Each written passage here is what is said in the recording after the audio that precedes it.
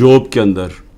جو ہمارے فوجی شہید ہوئے اور جو زخمی ہوئے، میں ساری قوم کی طرف سے ان کے خاندانوں کو، ان کے بہن بھائی رشتہ دار، بیوی بچے ماں باپ، ساری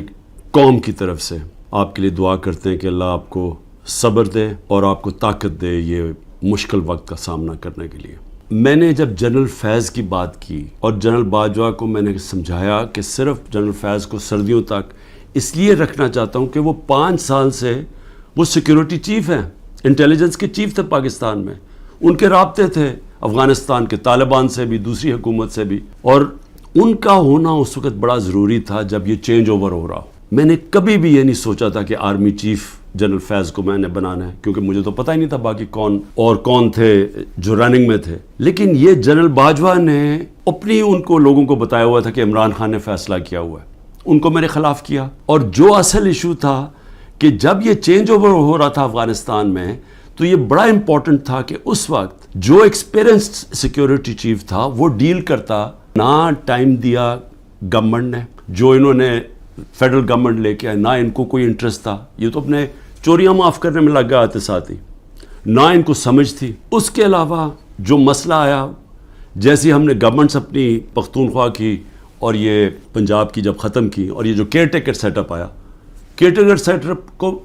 ان کو کوئی انٹرسٹ ہی نہیں ہے اس چیز کے اندر، نہ ان کی کوئی اہلیت ہے۔ ہمارے لیڈرشپ سے یا وہ لوگ جو پکڑے ہوئے ہیں ان سے اپروور کیا بنا، اپروور کا وعدہ معاف گواہ کیا ہے کہ جی یہ کہیں کہ یہ عمران خان کے کہنے کے اوپر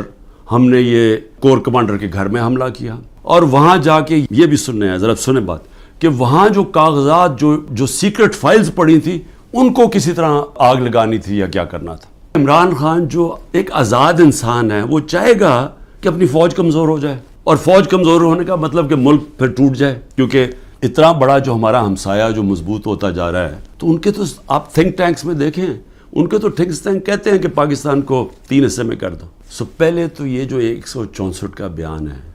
یہ اگر لکھوا بھی لیں گے لوگوں سے، کیا یہ قوم مان جائے گی؟ کیا 9 مئی کا قوم مان گئی ہے کہ یہ عمران خان نے ساری سازش کی تھی، یعنی اپنے اوپر یہ حملہ کروایا پہلے کمانڈو سے، اور اپنے آپ کو پھر اس نے جیل میں ڈلوایا، اور پھر وہ سارا پلان کے تحت اس نے فوج کے اوپر حملہ کروا دیا؟ کیا یہ قوم مان گئی ہے؟ سازش یہ ہے جی کہ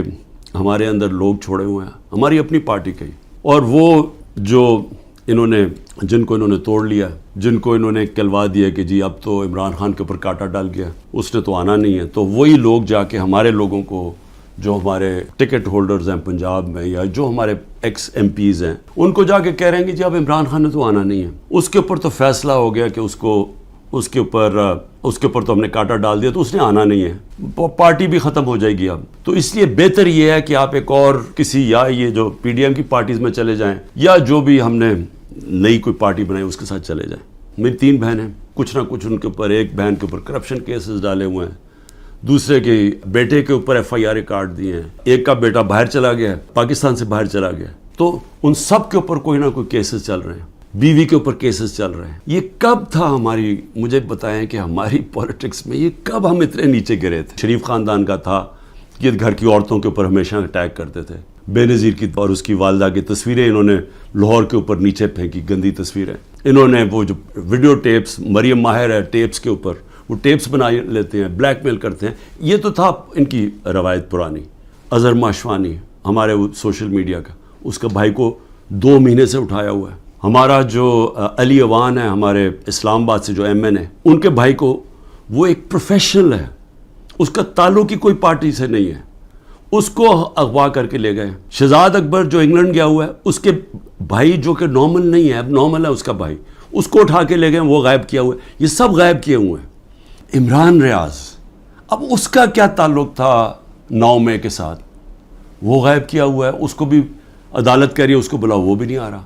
یعنی کب پاکستان میں ایسے ہوا تھا کہ جو بھی طاقت میں بیٹھے ہوئے ہیں، جو یہ سب کچھ کروا رہے ہیں، میں آپ سے ایک سوال پوچھتا ہوں کہ کبھی آپ نے سوچا ہے کہ اتنا زیادہ کسی کے ایک پارٹی کے اوپر آپ زور لگائیں اور ظلم کریں، اور وہ پھر پارٹی نہ ٹوٹے؟ GHQ کے اندر نواز شریف مینوفیکچر ہوا، ایک ٹیسٹ ٹیوب بیبی پیدا کی گئی پالیٹکس میں، وہ اس طرح پالیٹکس میں آیا تھا۔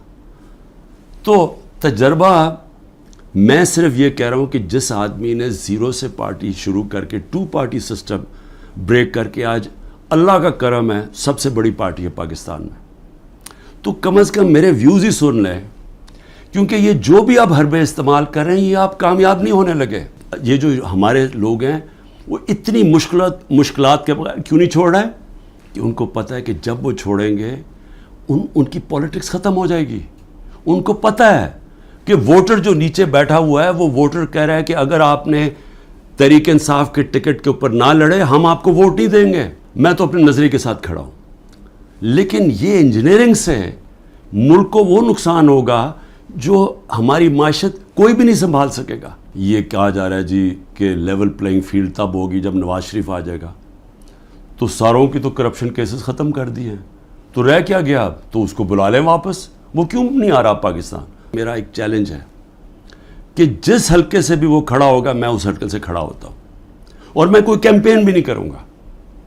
یہ ڈر ہے نا کہ عمران کو جیل میں ڈال دو, میں کیمپین بھی نہیں کرتا.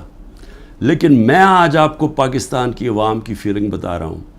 کہ یہ ملک بدل چکا ہے. یہ ملک کبھی بھی اس طرح کے لوگوں کو اب ووٹ نہیں دے گا.